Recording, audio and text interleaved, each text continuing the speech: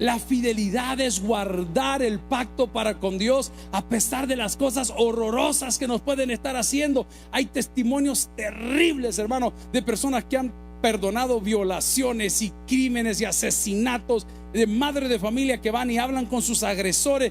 Mire, le conté que hicimos un programa con la licenciada Jacqueline Rivera, diputada del FMLN. Es de las mujeres mayormente preparadas de esa fracción.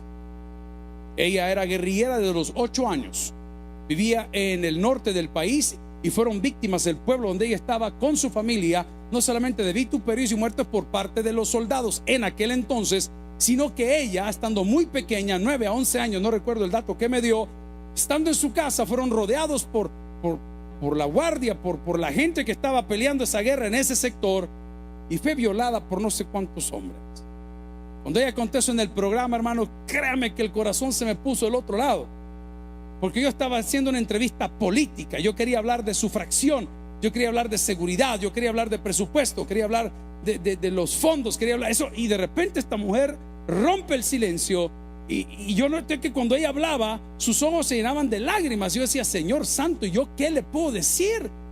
¿Cómo le voy a decir lo siento mucho? ¿Cómo le digo, Dios la protegió siempre? Porque la pregunta que le hice fue, señora, ¿y usted por qué se hizo guerrillera? ¿Por qué no se hizo de la derecha como si eran dos bandos? Me dijo, por las cosas que viví.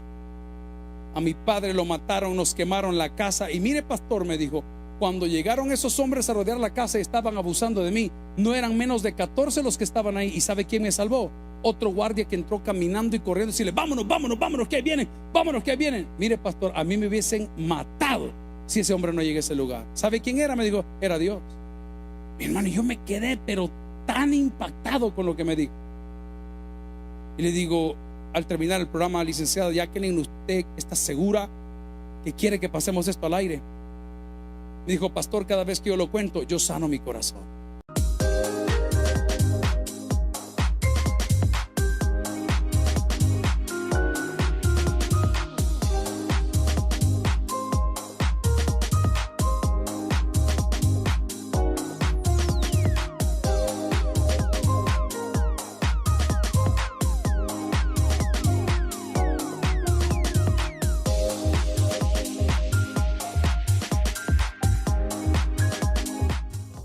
Amigos de Canal 17, qué privilegio poder estar conectados a través de Taber TV en su programa Hablemos. Les recuerdo que estamos platicando con la diputada, oiga bien, abogada y notario o notaria, no sé si estoy en lo correcto, Jacqueline Noemi Rivera Ábalos. Bueno, pastor, mi historia es en la política bien corta. Ok.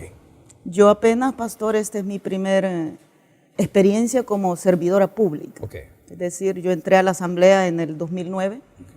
Antes del 2009, pastor, yo me dediqué a la judicatura. Pero mi historia del pasado inmediato es cortita. Yo ingresé a la política desde que el partido político se funde. Okay. Soy sobreviviente de la guerra. Es decir, toda mi vida pasó durante la guerra se desarrolló. Y luego, terminada la guerra, pastor, yo decidí que había que estudiar, que había que prepararse. Los acuerdos de paz nos dieron muchas oportunidades. A veces yo digo que los que las quisimos tomar, las tomamos. Dios nos pone oportunidades.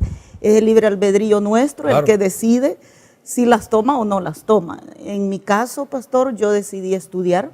Después de que termina la guerra, me preparé. Laboré un tiempo en el órgano judicial durante 9 años. Wow.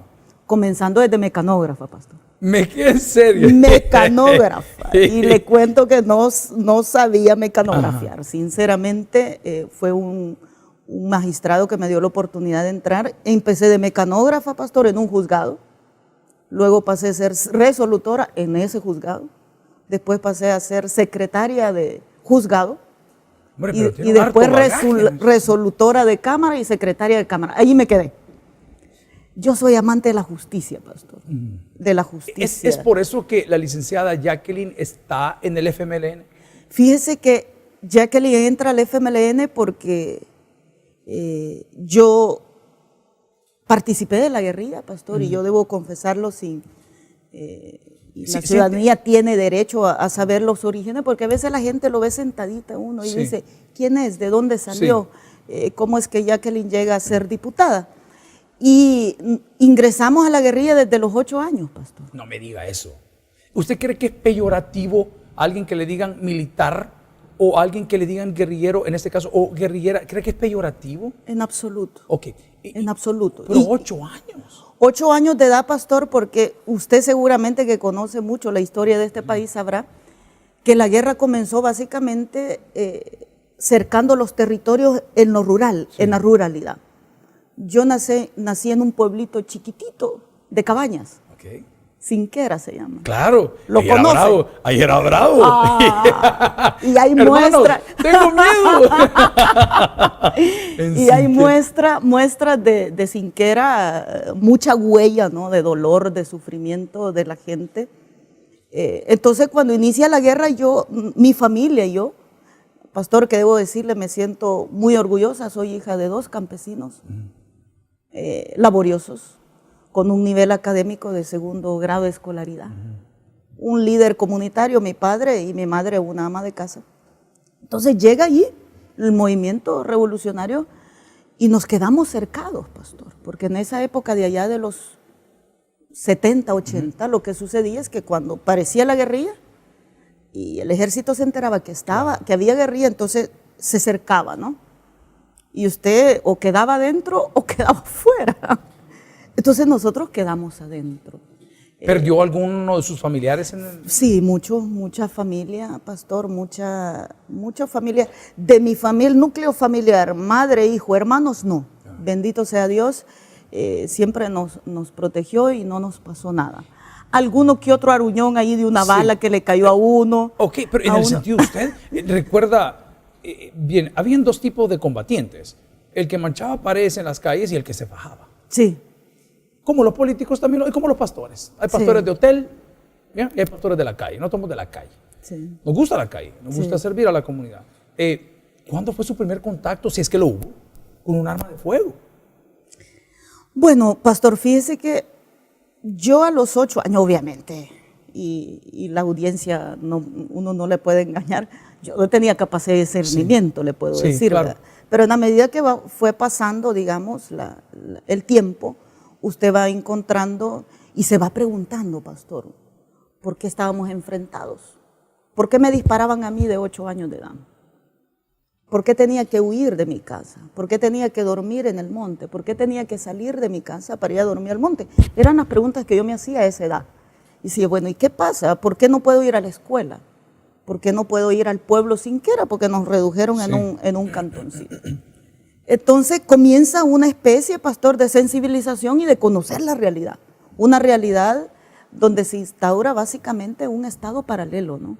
Con circunstancias totalmente limitadas, ¿verdad? Donde usted comienza a ver, dice, wow, se está enfrentando hermano contra hermano, salvadoreños contra salvadoreños, aquí no somos enemigos, estamos peleando, y comienza usted a identificar las diferencias y tomar conciencia sobre todo, pastor. Yo creo que la guerra, si usted me pregunta, ¿debe repetirse en algún lugar del mundo? Yo le diría no.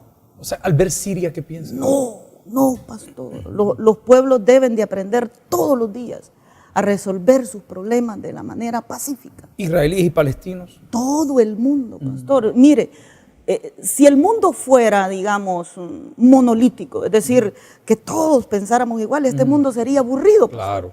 No tendría sentido. Pero el mundo debe de aprender a vivir en la diversidad y tener la capacidad, y hoy lo estamos viviendo en el país, pastor, tener la capacidad de tolerarnos. Aunque Ariana ya se levantó de la mesa. De lograr, pastor, de nuestras diferencias, lograr puntos de coincidencia. Eso debe de ser siempre la aspiración de un ser humano. Y yo que viví, que sufrí, pastor, la expresión más confrontativa de un ser humano es cuando usted se dispara. Claro. Ese es el acto más de enemistad que usted puede decir. Cuando usted toma un fusil y le dispara a un hermano, o ese hermano le dispara a usted, ese es el acto más terrible de las diferencias que puede existir. Y este país fue capaz de dejarnos de disparar. Claro. ¿Entiende? Decir, no nos vamos a matar, vamos a encontrar formas distintas de resolver los problemas, nuestras diferencias, que siempre deben de existir, como lo existe en la familia, Claro. como lo existe en la iglesia, como lo Claro. existe en todos los lugares donde el ser humano se desenvuelve. Entonces, yo no tuve, pastor, contacto, no fui combatiente. Sí. Fíjese que me especialicé en comunicaciones ¿Ah, con sí? aquellos radios, pastor, Me imagino. rudimentarios, Sí, no radios donde usted les hacía un cargador con baterías de esas Rayovac, Sí. ¿verdad? Unos cargadores de 8 baterías, porque ¿cómo los cargábamos? Yo vi eso en el área de Colombia, ¿cómo lo Sí, trabajan así? Sí, y un día, pastor, y lo invito, por favor, será un honor tenerle. Hay un restaurante aquí en Suchitoto donde tenemos algunas muestras de esos radios. Entonces son radios que nosotros armábamos ¡Qué locura! de manera, ¿qué le digo? ¿Casera? Casera, creativa, y cada quien le ponía su antena y usted le ¿Cuál ponía era su una batería. seudónimo? Glendy, me pusieron Glendy, pastor. Usted me preguntará, ¿qué es Glendy? Yo le diría, no sé de dónde viene Glendy. Me lo puso una compañera cuando yo tenía 9 años. Dijo, bueno, a esta niña le vamos a llamar Glendy. porque ¿Tiene o conserva alguna identificación con ese seudónimo? fíjese que no. Nosotros, y es más, pastor, ahí le voy a hacer llegar una foto. Yo tengo muy pocas fotos allá. Tengo muy pocas fotos. ¿Era parte de cómo se Porque era cuidaban? parte de cuidar, Claro. porque mi mamá, mi madre y mis 3 hermanos vivían fuera de ahí. Entonces usted tenía temor que si lo identificaban, ¿verdad? Podía pagar el pato la Además, familia sí. que estaba en una situación de vulnerabilidad. Glendy Glendy. peleaba contra lo que se llama, y después vamos a tratar de definirlo, oligarquía, o Glendy peleaba contra los militares. No sé, yo digo, por ejemplo, he tenido el privilegio de conocer al diputado, ex presidente de la Asamblea, Sigfrido Reyes, lo saludamos hace poco en un evento de Casa Presidencial, gente que también se preparó. Sí. Y a mí me da cólera cuando les critican porque se han preparado. Sí. Cuando veo su Y ya le teléfono- voy a contar, pastor, cómo me preparé yo, porque yo doy un testimonio de vida y cuando quiera yo se lo vengo a dar Maravilloso. a jóvenes, porque uno debe de predicar, pastor, con el ejemplo. Claro, Y yo tengo un testimonio de que cuando usted quiere, puede. claro. Usted solo necesita proponérselo, pedirle la sabiduría a Y Dios y proceder. y proceder, porque Y Dios sabe, le ha dado esa Mi inteligencia. a uno. punto era que la palabra oligarquía cambió.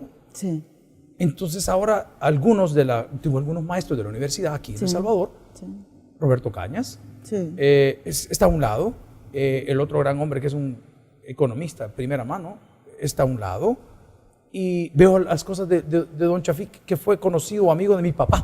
Yo no tuve el privilegio de tener esa cercanía. Y me pregunto, ¿peleamos todo este tiempo con lo que estamos haciendo hoy? ¿O peleamos contra los militares? ¿Contra qué peleamos? No. Mire, pastor. Injusticias sociales. Y yo doy fe. Es más, nuestro partido, pastor, actualmente tiene mucha militancia que vienen del ejército. ¿Que fu- vienen del ejército? Sí, que fueron ex guardias, ex policías nacionales, ex policías de Hacienda, ex soldados, ex miembros de los batallones que conformaban el ejército. Es decir, ¿eso qué le indica a usted? Que el adversario no era el ejército. Y tan no era el ejército, pastor, que hoy nuestro presidente gobierna con el ejército. Es decir, tenemos un presidente de la exguerrilla, comandante general de la Fuerza Armada. O sea, tan es así. Eso es histórico. Eso es histórico. Entonces, la lucha era contra las injusticias, pastor. Mire, yo... Contra las libertades. Yo por eso, mire, yo soy crítica cuando aquí se dice de que la libertad de expresión se restringe por este gobierno. Nosotros hemos sido los principales luchadores de eso, pastor. Si venimos de aquellos tiempos donde usted no podía disentir contra el sistema, Sí. porque si disentía contra el sistema, usted amanecía, como diríamos, serenado. O sea, es decir, Está hablando Glendy, hermano, no la diputada. no la disputa, entonces era una especie de lucha por reivindicar derechos fundamentales que como seres humanos tenemos, las mujeres, los niños, los jóvenes, las niñas, los adultos, todo el mundo, pastor, indistintamente de la condición social que tenga. Entonces, el adversario fue el sistema. A los Ese 9 fue el años, adversario. a los 9 años, Glendy llega a odiar. No, y quiero pastor, porque yo me puedo definir, pastor, como una mujer realizada, Okay. feliz, en paz con Dios. Amén. Y yo sé que tengo muchas cosas todavía que rendirle cuentas a Dios. Y puedo dar mucho testimonio, pastor, que durante estuve en esos momentos de tribulación, también tuve la presencia de Dios. Amén. Y me hizo varios milagros. Yo sentí en muchas ocasiones que usted dice, wow, ¿y cómo es que me salvé? ¿Y cómo es que salí de esto? Entonces, ¿Lo más cercano de un bailecito con la muerte? wow, varias veces, pastor. Sí, pero fíjese que yo debo de contar, le digo, yo soy una mujer feliz, me siento realizada como mujer, como profesional, creo que hay muchas cosas que hacer. Este país necesita muchas cosas todavía. ¿Vale la pena? Que debemos, sí, El Salvador vale la pena. Yo amo este país, pastor, lo amo. Y soy de los salvadoreños y salvadoreños que sé que muchos me están viendo, que no nos podemos ir para otro Claro. lado, nos toca quedarnos acá. Claro. Entonces nos toca cuidar este terroncito, este país, conservar las libertades, conservar los derechos y conservar la felicidad. Si la tiene, o buscar la felicidad si no la tiene. Entonces vivimos momentos, y yo puedo hablar, fíjese, en otro programa, porque hay mucho odio, pastor, mucho resentimiento. Solo ver las redes. podemos Sí, ver. mucho resentimiento, mire, y una confrontación permanente. Hay unos que, perdone la expresión, que sudan calenturas ajenas, Claro, o sea, es decir, claro. no es su calentura, pero Sí. están sudando, no conocieron la historia y sin embargo expresan mucho odio. Yo no comparto ese tipo de conducta, y yo que fui, digamos, afectada de manera directa, pastor, de lo que una mujer puede vivir. A mis 8 años, este es y lo comparto, hoy lo puedo hablar, pastor, con libertad y sin ahogarme en llanto, porque en otros momentos yo sufría cuando lo decía. Y por eso digo, y quiero culminar con lo que usted me preguntó, si yo tengo odio, si he perdonado y eso. A mis 8 años de edad, pastor, yo fui violada por 6 guardias. Guardias. Sí. Entonces, ese es un primer milagro que yo vi, fíjense. Que yo sentí que Dios ¿Le preservó? no, se presentó. Se presentó. Yo creo que... ¿Creyó morir? Que sí. Ese es el acto más cerquita de la muerte que yo sentí. ¿Por estar donde vivía, por ser parte del movimiento, o fue antes de todo esto? No, fíjese, porque en nuestro cantón llegó todo este esfuerzo organizativo revolucionario ya por los años 78, más que yo recuerde, Sí, debe de haber sí. sido antes, ¿no? Pero en esa época, pastor, la actuación del ejército, y yo no digo, no fue nuestro adversario el ejército, pero así actuaba el ejército. Claro. La actuación del ejército era perseguir a quien decían que quizás era subversivo, Sí. que era la palabra, ¿no? Sí, es cierto. Subversivo, entonces perseguían al subversivo. Yo sufrí ese ataque, pastor, por ser hija de un luchador. Mi padre, que todavía vive, era un luchador social, era un campesino, un albañil, que desde su pequeña formación académica se dio cuenta y logró concientizarse de que en este país había que cambiar cosas, que como vivíamos no era normal que viviéramos como animalitos unos y otros con mucha riqueza. No es justo. Yo no digo que no deben de haber ricos ni pobres, pero es que no pueden existir unos tan ricos y otros tan pobres. A mí me parece que esos extremos son injustos. Entonces, por el hecho de ser hija de ese hombre, ¿yo qué podía saber a los 8 años, pastor? Digamos, una niña de 8 años, ¿qué puede usted entender el por qué a usted le golpean? El por qué a usted le queman su casa, Wow. el por qué le queman todas sus cosas. Y usted decía, bueno, ¿por qué me pasó eso a mí? Dios me ha dado la fuerza, porque no puedo decirlo de otra forma, la fuerza, pastor, para superar un ataque de esa naturaleza. Claro. Especialmente a esa edad. Y cuando yo estaba en mi casa, llegaron los soldados, los guardias. No encontraron a mi padre. Y así era, pastor. Y se ensañaban con quien encontraban. Su primer expresión después de este vituperio, esta falta, ¿qué es? Entonces, imagínese, pastor, y debo decirle, mi madre supo de esta situación cuando yo tenía 30 años de edad. No me diga. Usted sabe, imagínese con qué yo me sentía hasta culpable de 8 años. Pues sí. Sí. ¿Y cómo decía usted se siente sucia, ¿no? Sí. Dice usted lo que me pasó. Pero quería acotar, pastor, donde yo vi el milagro. Eran como 30 guardias los que llegaron a la casa. Solo estaba yo. Frente a mí quemaron todo. Todo, pastor. Todo. O sea, todo lo poquito que uno podría tener, su ropita, su... Y estaban ellos haciendo lo que estaban haciendo y de repente vino, nuestra casa estaba así frente a una planicie. Y vino un guardia que venía corriendo. Y mire, yo lo vi que venía corriendo. Entonces le digo, vámonos. Si ese guardia no llega, pastor, a mí me matan. Sí. Porque yo no podía haber aguantado más daño del que me hicieron. ¿Por qué el silencio con mamá? Yo me imagino, pastor, que tiene que ver mi madre y eso tiene relación. Yo me separé de mi madre a los 11 años de edad. Okay. Y yo volví a ver a mi madre encausada, porque la Cruz Roja comienza a sacar a las familias. Yo tenía ya 11 años, ya no podía salir, me tenía que quedar, no porque debía quedarme, sino porque yo a esa edad, pastor, yo sí ya sentía miedo de salir. O sea, yo decía, si yo salgo, seguramente me van a matar. Entonces yo ya estaba como tomando conciencia de que había una confrontación, que había un odio, ¿no?, que se expresaba en esa confrontación y que había que adoptar una posición y que la posición más correcta era estar donde estaba.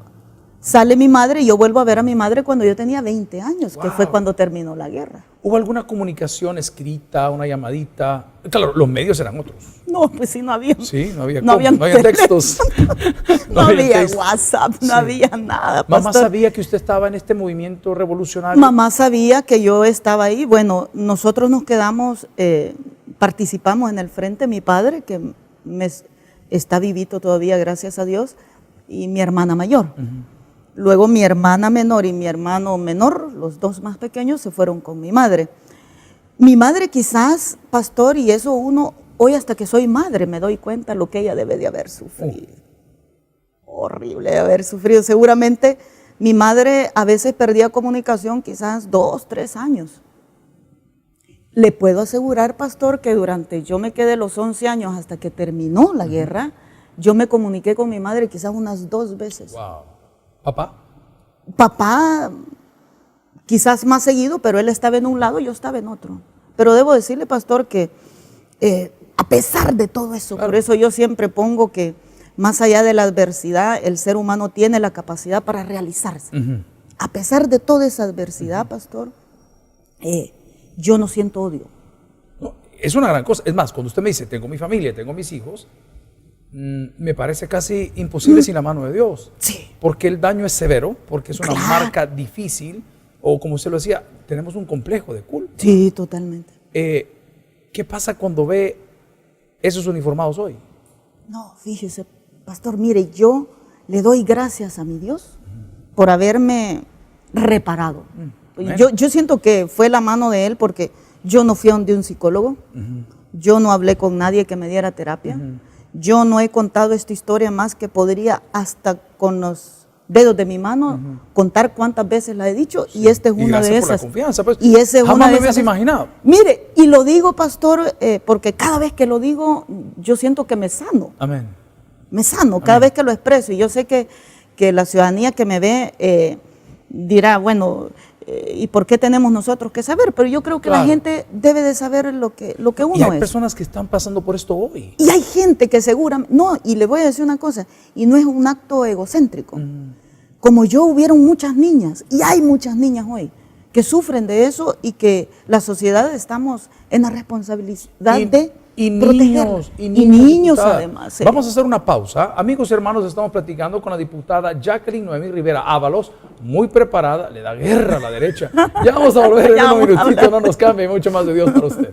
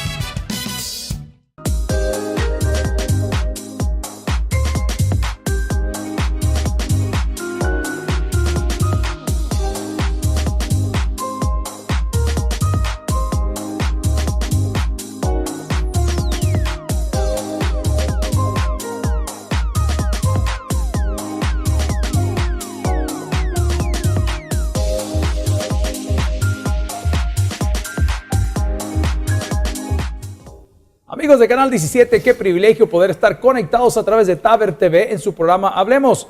Les recuerdo que estamos platicando con la diputada, oiga bien, abogada y notario o notaria, no sé si estoy en lo correcto, Jacqueline Noemi Rivera Ábalos. Muy preparada. Yo no sé por qué no cambiamos al profe por la licenciada, pero vamos a preguntarle qué pasa.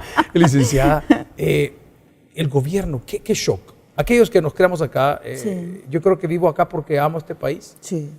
Se presentaron oportunidades y se siguen presentando, decir, mira, nos gustaría tenerte en este equipo, nos gustaría que trabajaras para nosotros y yo me siento muerto, pero yo me debo a la gente de aquí. Sí, es correcto. Y amo este país y pienso, si Dios me da vida, quedarme aquí hasta que esto suceda. ¿Qué cambió? ¿Qué ha cambiado o qué han cambiado los gobiernos del FMLN para bien en El Salvador? Bueno, mire, pastor, con todas nuestras deficiencias, porque perfecto solo Dios, o sea, es decir, los seres humanos nos equivocamos, algunos quizás a propósito y otros quizás de manera Bruto nos dijo. No. Mira. Sí, sí, pero otros quizás por desconocimiento y otros a lo mejor, pastor, porque falta un poquito de humildad. La humildad es básica para cuando usted se equivoca, aceptar que sí se equivocó, poder corregir, digamos, ese error. Y más allá de nuestras deficiencias, que seguramente las tenemos, pero yo sí quiero refrendar o reafirmar por lo menos 3 cosas. Sí. Uno, que yo creo que nosotros hemos iniciado una era de gobernar de manera diferente. Es decir, antes jamás se le podía decir al Ejecutivo qué tenía que hacer. El Ejecutivo. Y usted ganaba la elección y usted decidía implementar el gobierno. Sí. Nunca, usted conoce, y yo estoy hablando de una historia inmediata, corta. Hoy nosotros tenemos la exigencia bueno, y esa fue una aspiración de los acuerdos de paz, pastor, cuando se dejó por acuerdo que se creara el Consejo Económico y Social, precisamente tenía un propósito de que la forma de gobernar en un país debían de cambiar, de transformarse. Es decir, aunque un partido político gane el gobierno, debe de haber participación ciudadana a la hora de toma de decisiones. ¿La hay ahora? Y yo sí creo que falta que mejorar, pero hemos iniciado espacios donde opina la gente, opinan las iglesias, pastor, opinan los empresarios, opinan la ciudadanía, opinan las universidades, opina la academia. Y el espacio más, a mi juicio, significativo de esa participación ciudadana es el Consejo Nacional de Seguridad. A mí me parece que ese es... Yo he sido bruto de la boca, pues, porque tengo problemas de deficiencia de atención. Y a mí esas cosas me complican, me gusta la calle. Soy operativo. Usted es hiperactivo. Se lo prometo. Yo no puedo estar ahí escuchando todo lo que todos quieren decir. Y hagamos algo, aunque sea horrible. Yo recuerdo las primeras invitaciones que han sido muy amables en tomarnos en cuenta, especialmente porque yo no soy el fundador de esta iglesia. Yo trabajo como un número 2, si acaso, dentro de la iglesia. Pero decían, mira, vení, sentate, bicho, ¿qué pasa? ¿Verdad? Yo me desesperaba. Pero voy al punto. Una vez, en unas prédicas que yo doy, les dije, miren, ¿y qué es lo que han aportado? Porque ahí todo el mundo discute todo. Sí. ¿Pero y qué han aportado? Pues digo, ¿cuáles son los resultados? Cuando vemos algunas cosas adversas. Pero debo de preguntar, ¿en qué podemos diferenciar el gobierno del profesor Sánchez Serén al de Mauricio Funes? Quizá, mire, cada gobierno tiene su estilo, porque Sí. parte de su personalidad. Sí. El expresidente Funes era una persona que por su formación Sí. comunicacional era una persona que comunicaba todo. Es decir, y que no se quedaba callado. Así es. O sea, Era un Trump. Él no se quedaba callado, no era una persona que le iban a decir algo y él no iba a responder. Yo lo dije. Esa es una primera diferencia. Yo se lo decía y lo digo, perdón, yo no ni apruebo ni desapruebo, no soy quien. Pero de este caballero en mención, del expresidente, es algo que a mí sí me agradó, porque él no lo montaba nadie. Sí. A mí eso sí me gusta. Y del señor Trump, ahora en Estados Unidos, que si queda el tiempo pues lo hablamos, pues miren señores, es que diplomáticamente va a ser bien difícil que demos soluciones rápidas. Sí. Este tipo está ejecutando lo que prometió. Sí. Por eso lo eligieron. Sí. Y si no le gusta la manera, cámbienlo. Sí. cambia la manera de leer. Pero bueno, entonces sí, hablamos de la comunicación. Pero el concepto en esencia, pastor, es el mismo. Es decir, son gobiernos con una orientación más enfocada a resolver los problemas del más pobre, con programas que a lo mejor, como usted dice, ya los salvadoreños estamos tan desesperados, ya que ya no podemos esperar un buen tiempo para que hayan soluciones, porque son programas especialmente de prevención que usted seguramente lo vive en su iglesia, los resultados son más a mediano o largo plazo. El concepto es el mismo. Las formas de cómo conducir son diferentes. Quizás el presidente Salvador Sánchez Serén es un poco más tolerante en su personalidad. Su edad, sí, su madurez. Y además es una persona que le da mucha seguridad, mucha tranquilidad. Es decir, es nuestro papá, ¿no? Sí. Es nuestro abuelo, es quien procura que la familia, que significa el Estado, El Salvador, pueda lograr puntos de acuerdo. Es más, quizás es el presidente en la historia de El Salvador que más espacios de concertación ha creado. Yo te voy a hacer una pregunta bien delicada, porque él merece respeto. La Biblia dice que respetemos a nuestros mayores.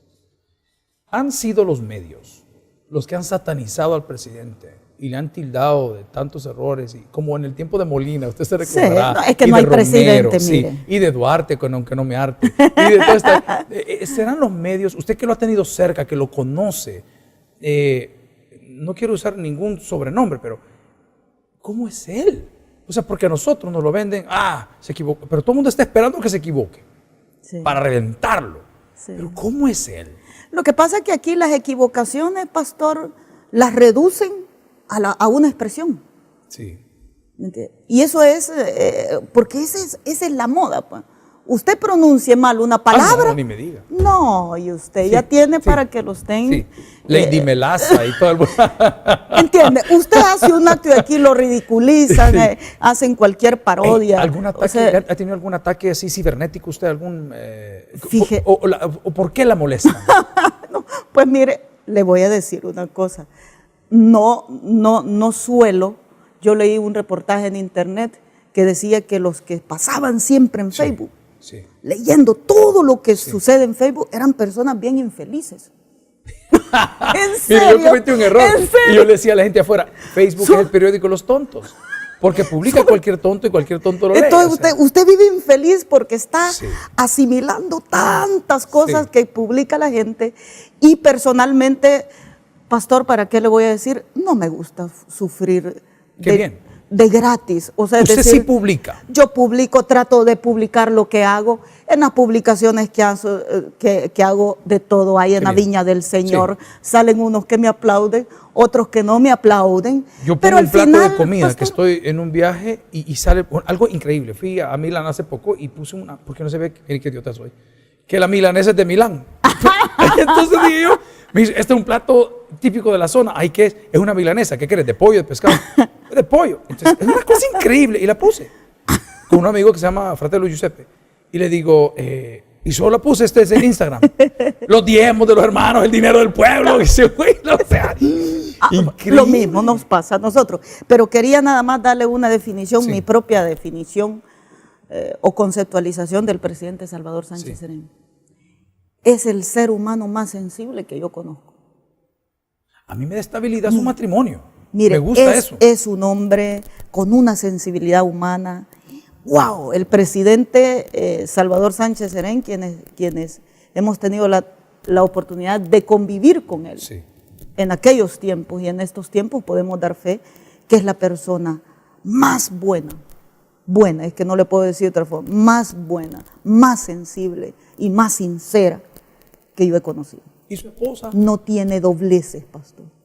Él es una persona, así como lo ve, con esa humildad, con esa sencillez que a él le caracteriza. Ese es el presidente, es decir, no es un ser humano que aquí le va a decir una cosa y que al otro lado va a hacer otra. Él es un hombre de palabra, tanto, pastor, que nos está educando a los del partido. Un primer ejemplo que nos da el presidente es su puntualidad.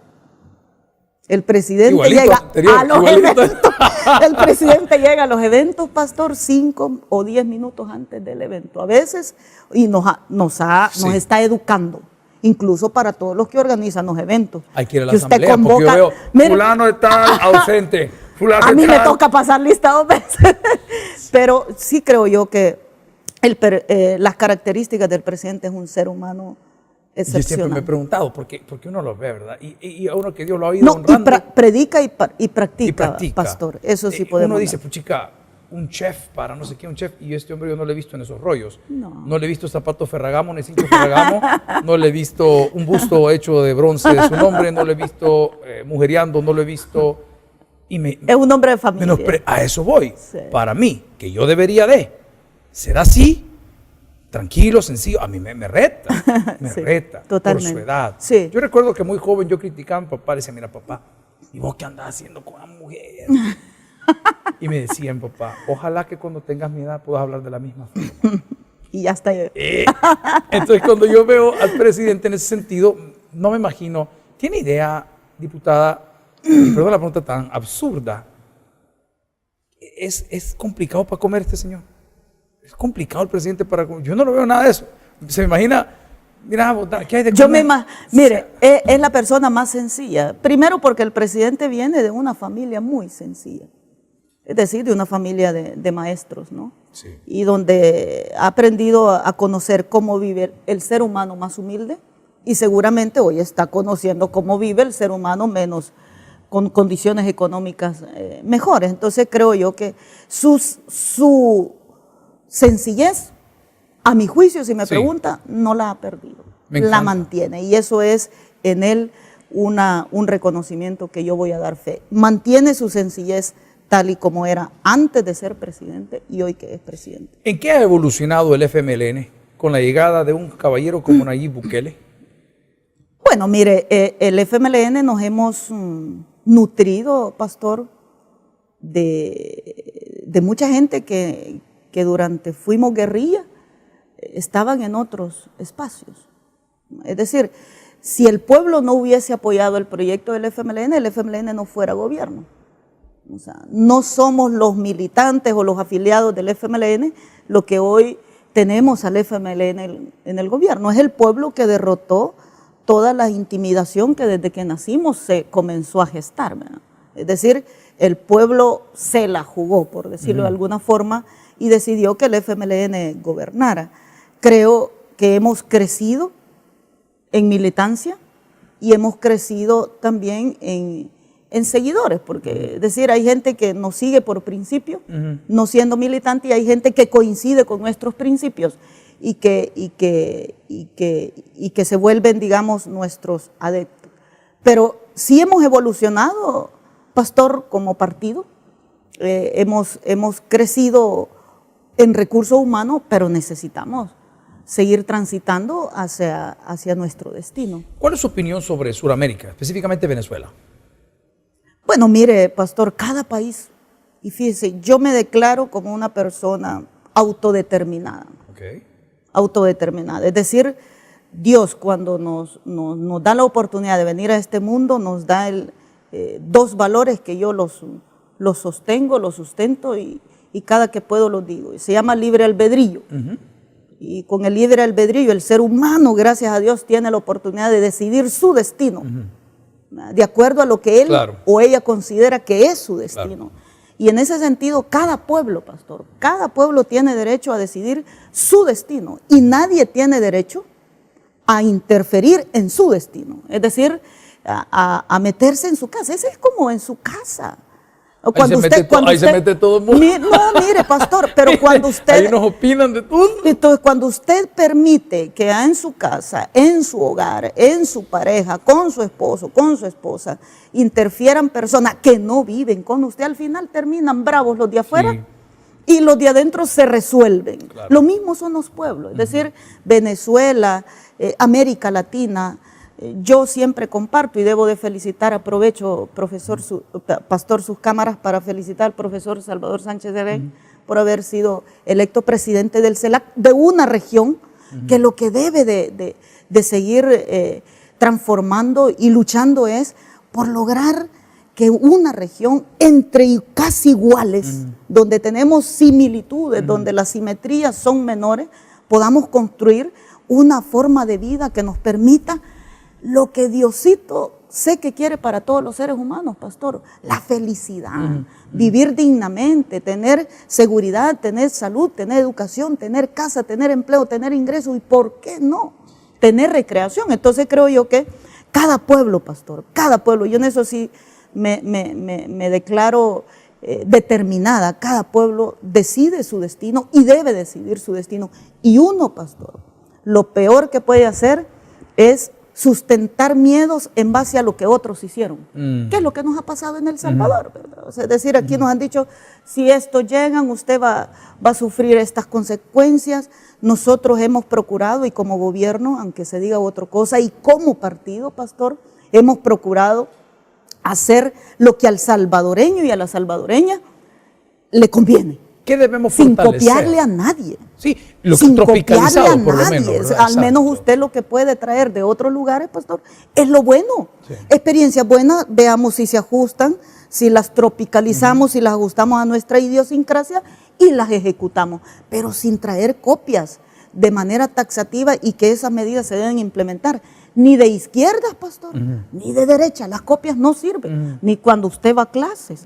Siempre lo descubren, aunque copie. Y mire, y el gusto le sirve un ratito porque solo copió para resolver la respuesta, pero al final siempre lo descubren. Entonces creo yo que nosotros hemos tratado de ser en ese sentido, pastor, auténtico. Aunque se diga otra cosa, hacer las cosas que a los salvadoreños les resuelven los problemas. Buscar, pastor, que cada día las brechas de pobreza sean menores, que cada día hayan menos pobres en El Salvador. Esa es una aspiración. ¿Qué vamos a hacer con este asunto? Y usted está en la comisión, si bien entiendo, porque ha sido no solo asesora del Tribunal Supremo Electoral, sino también están ahorita cambiando algunas reglas para las votaciones que se aproximan. Solo va a fotografía de titular, no va del número 2. ¿Qué otras cosas se modificarán? Y si se está modificando para simplificar o para favorecer. Cabal. Usted ya dijo dos palabras que me da la oportunidad, pastor, de poder compartir nuestra visión. El sistema electoral de El Salvador, pastor, es el sistema más complejo del mundo. Siendo tan chiquitos como somos. El sistema electoral de El Salvador es el sistema más complejo del mundo. Y se lo explico en 3 cosas. Cuando se acuerda que nos sacaron carrera en el 2015 por el voto loco, yo así le digo, voto loco. Hermanos, es una nueva manera de votar. Perdón, hermano, yo les pido disculpas a los hermanos, el voto loco, pero bueno, el voto cruzado, y nos dijeron que había que hacer el voto cruzado. Pastor, somos el único país en el mundo que lo tiene. Y a nosotros nos lo vendieron que si no lo hacíamos en el 2015, nos quedábamos desfasados, por Dios. Complejizamos un sistema. Las reformas que se han hecho, pastor, por ejemplo, le doy 2 ejemplos. En Perú, en Colombia, en Chile, allí se vota por número. Allí no aparece la foto del candidato. Allí dice usted, mira, te voy a pedir mi apoyo y vota por mi casilla número 2, número 3, número 50, la que sea. No aparece la foto. ¡Qué locura! ¿Me entiende? Porque la forma de identificar a una persona, hay tantas formas, pastor. Es como yo le pongo el ejemplo de las señales de tránsito. ¿Y quién le ha dicho a usted que cuando hay un círculo allí y una cosa y una E en medio, eso dice no parquear? ¿Dónde lo ha aprendido usted? Por señales, ¿verdad? Entonces, pero usted identifica que en ese lugar no se puede parquear. Y así lo han educado, ¿no? Lo mismo es para identificar a una persona. Nosotros complejizamos este sistema, pastor, desde que la sala dijo que ya el voto iba a ser directo, sí, solo sí, se votaba por la persona. Pero pudimos haber dicho en ese tiempo de que si iba a votar por la persona, solo íbamos a poner el nombre. Y era perfectamente válido. No la sala en ningún momento dijo, aunque usted sabe que yo tengo mis diferencias. Con la sala, usted sabe que yo tengo mis diferencias con la sala, pero mis diferencias datan, pastor, de mi conocimiento escaso, si quiere usted, pequeño jurídico. De ese conocimiento datan mis diferencias con la sala y de que he tenido una práctica de aplicar la ley cuando fui resolutora y hoy tengo una práctica de hacer la ley. Amén. Hoy que soy legislador. Entonces yo tengo las 2 vistas de cómo funciona el ordenamiento jurídico en el país. Entonces pudimos haber dicho que solo fuera el nombre, pero dijeron que era foto, ¿verdad? Y que si no va la foto no es voto directo. Pastor, en el mundo mucha gente sigue votando por bandera y es un voto directo. Exacto. Usted tiene derecho, pastor, y dice, mire, si a mí nadie de estos me gusta, Así es. pero a mí lo que me gusta es la plataforma. Yo quiero votar por la plataforma. Yo quiero votar por la propuesta que están haciendo. Indistintamente si quien la va a hacer es negro, gordo, chelito, pelo liso, pelo colocho, no se sabe. Pero hoy hemos llegado, pastor, a una forma de elegir a nuestro representante donde estamos lamentablemente mercantilizando la política.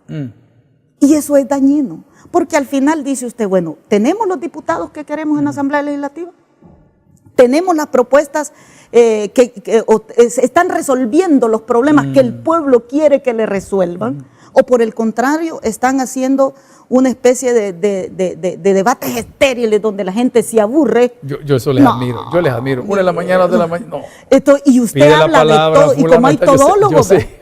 hay todólogos que hablan de todo, pastor. Entonces, No, yo les admiro. Les admiro porque... Entonces, mire, el sistema electoral de El Salvador es el más complejo. Y hemos decidido con la concurrencia de la anuencia del Tribunal Supremo Electoral que en el caso de los suplentes solo vaya el nombre para facilitarlo, pastor. Mire, si ya la papeleta, en el caso de San Salvador, y si usted, y le puedo asegurar, pastor, que las fotos no son tan visibles, más si usted no es fotogénico y puso la foto del DUI, no, con la foto del DUI salió espantoso. Entonces, aún con una foto, solo del propietario, es complejo. ¿Se imagina usted si ponemos la foto del suplente? No, hicimos una muestra porque dicen que la papeleta más grande que podemos imprimir, pastor, es esa de San Salvador, que no hay imprenta todavía que se haya hecho aquí, que la podamos imprimir. Entonces tratamos de poner las dos fotitos a la par, ¿no? No, sí, como que son mosquitos, se ven, nadie los identifica. Y como la idea es identificarlo, exacto, entonces significa que no es operativo eso. Entonces hemos buscado una forma donde el ciudadano puede decir, bueno, aquí está el propietario, que es la foto, pues ya se ganó el derecho de llevar la foto. Hoy al suplente se la vamos a poner a la par el nombre nada más y que diga suplente. Y hay algunos que nos han dicho, pues sí, pero si no nos gusta el suplente y voy a votar, pues no vote, si es una decisión suya. O si aún así dice, bueno, no me gusta el suplente, pero me gusta el propietario, o no me gusta el propietario, pero me gusta el suplente, marque. Tiene que marcar, sí. Tiene que marcar. ¿Vamos a estar listos? Sí, pastor, nosotros hemos legislado en la asamblea y solo cierro este capítulo, pastor, por la gente que nos está viendo. Mire, podría decir la gente, bueno, ¿y por qué no se vota por aparte por el suplente? Es que la figura del suplente, pastor, no puede existir si no existe un titular. Así es. ¿Sí o no? Así es. O sea, usted, para que exista un suplente debe existir un titular. Entonces el suplente debe seguir la suerte del titular. ¿Quién hace las mancuernas? Eso las configura el partido político. Ah, como quiera. El partido político dice, yo quiero a este de propietario y yo quiero a este de Tengo suplente. dos buenos amigos que están como diputados, bueno, el titular y el suplente, y cuando andaba haciendo campaña, el titular le prometió al suplente que le iban a dar salario. y llevan tanto, no le ha dado nada. Entonces me dice yo, mira, ¿cómo te fue? No, hombre, me dijo, me enganchó y yo lo veo muy, muy involucrado a él. Y aparentemente él va a ir como titular, pero eso lo decide cada partido. Cada partido político. Y además, pastor, el suplente, vaya, y usted me podría decir, bueno, ya que pero ¿qué no hacen otra papeleta, pues, donde parezca el suplente? Y yo le podría decir, si tiene razón, se podría hacer, pero entonces reformemos el sistema. Okay. Porque de acuerdo a nuestro sistema eso no es posible. Usted no puede hacer 2 escrutinios de un propietario y un suplente, y qué tal el suplente saca más votos que el propietario. Totalmente de acuerdo, ¿qué puede suceder? Y que puede suceder, sí. Entonces dice usted, sí. ¿Y cómo quedamos? ¿Quién tiene derecho a llegar, el suplente o el propietario? Es decir, usted complejiza el sistema, y nuestro sistema está dicho de que si un propietario queda electo, debe llevar su suplente. Pregunto. Porque el suplente ni gana. ¿Puede sino que el suplente solo lo sustituye cuando el propietario está ausente. Si el propietario está ausente y está en su curul, sí, y está ya nombrado y todo, sí, ¿puede levantar la mano como lo que pasó con los señores Salgado en algún momento? Si está en sustitución del propietario. Es como que esté el propietario. Exactamente. Exacto, o sea que es así. Usted dice, se enfermó, imagínese las mujeres, pastor. Sí. 4 meses nos dan a nosotros para ir a tener a nuestros bebés. Y esos 4 meses yo, mujer, me tengo que ausentar y la gente votó por mí y yo no voy a estar opinando 4 meses. Entonces desequilibre usted la representación. ¿Y eso que votaron por usted? ¿Y qué vamos a hacer? Ajá. Yo quiero agradecerle. Esa es la figura del suplente. Pero solo cierro, pastor, sin abusar. Ya no hay más cambios que hacer. Ok. Solo estamos ya, nosotros legislamos. Esperando las fotos. Ya solo estamos esperando que resolvamos esto y luego ya el Tribunal Supremo Electoral tiene su plan electoral, no lo puede modificar, así que yo espero que nos vamos con estas reglas del juego. Yo quiero agradecer el tiempo, la confianza. Creo que este testimonio va a ser de bendición para muchas personas que hemos pasado o están pasando por tormentas. Sí. Dejar las puertas abiertas para sus colegas, para usted, que pueda volver y explicarnos muchas cosas que no entendemos. Pero este es el espacio para dirigirse a la población en algún saludo final o alguna remembranza que quiera compartir. Bueno, en primer lugar, pastor, dar gracias a Dios porque he tenido la oportunidad de estar en su programa y compartiendo con audiencia de este programa que, como lo dije al principio, no cabe duda que es mucho. Y eso nos da la oportunidad a nosotros de que más personas que piensen igual o que piensen diferente a nosotros puedan conocer nuestra forma de pensar. Segundo aspecto, pastor, mi esperanza y mi llamado en nombre de Dios a los salvadoreños y salvadoreñas, que pongamos un poquito cada día del interés del prójimo antes que el mío.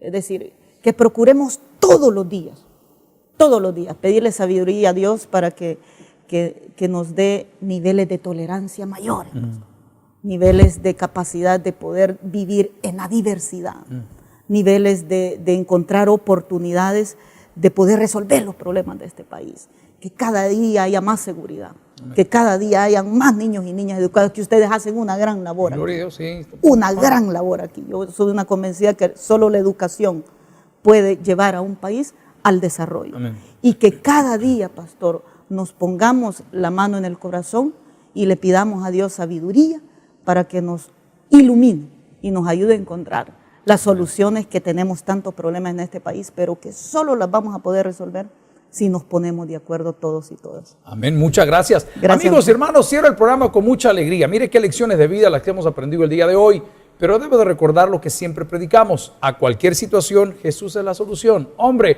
pruebe a Jesús. Si no le funciona, le devolvemos sus pecados. Muchas gracias y hasta la próxima.